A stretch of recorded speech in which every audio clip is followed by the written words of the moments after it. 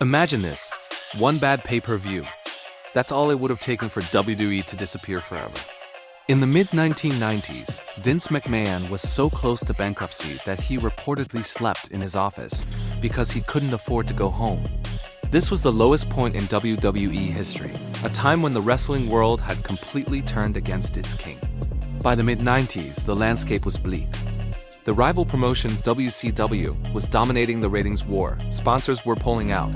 Arena attendance was collapsing, merchandise was gathering dust on the shelves.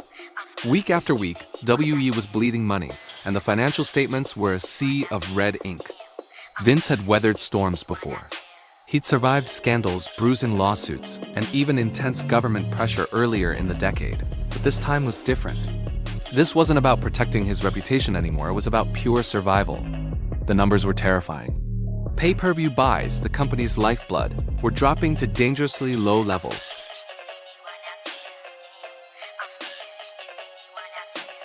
On television, WWE's ratings were being crushed by the competition.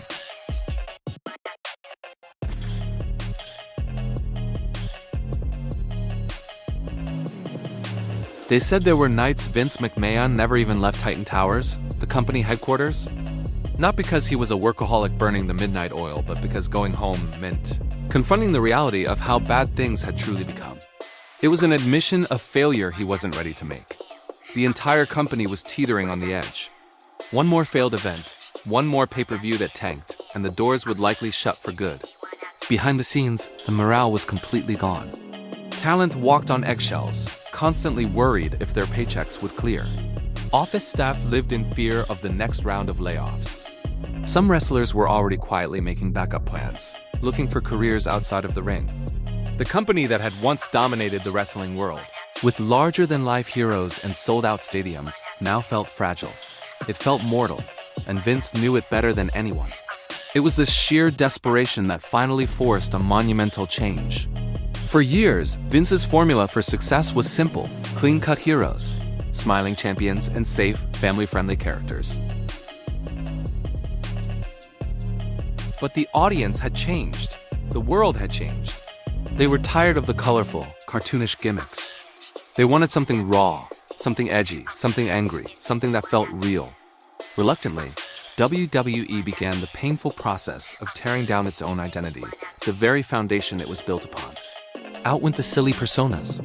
In came chaos, controversy, and storylines that blurred the line between fiction and reality. They tried everything, throwing ideas at the wall to see what would stick. But for a long time, nothing did.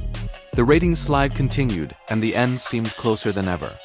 Until one man, a wrestler who was never supposed to be the chosen one, refused to follow the script.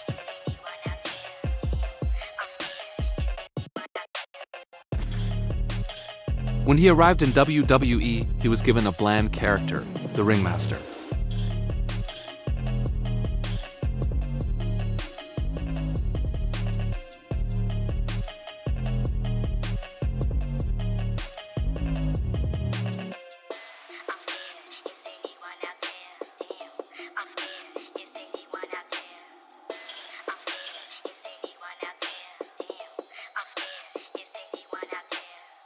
He fought his own boss on live television.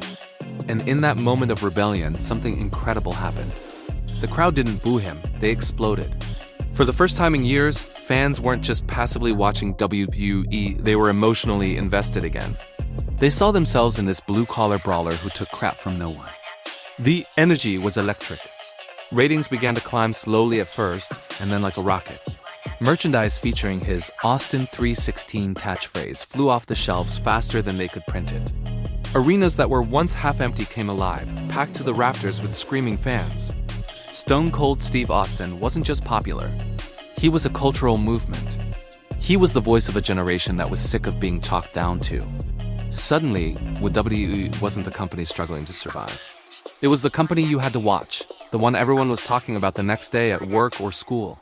Pay-per-view buys didn't just rebound, they shattered records. Live crowds returned in massive numbers.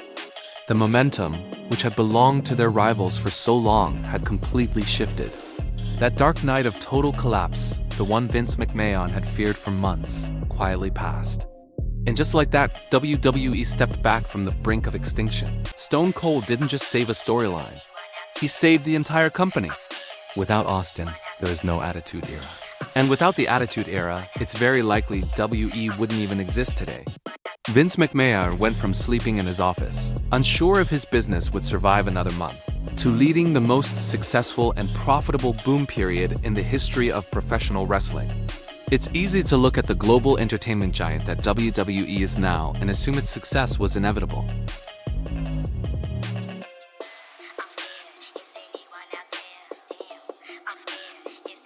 And the entire industry, as we know, it could have ended right there in the 1990s.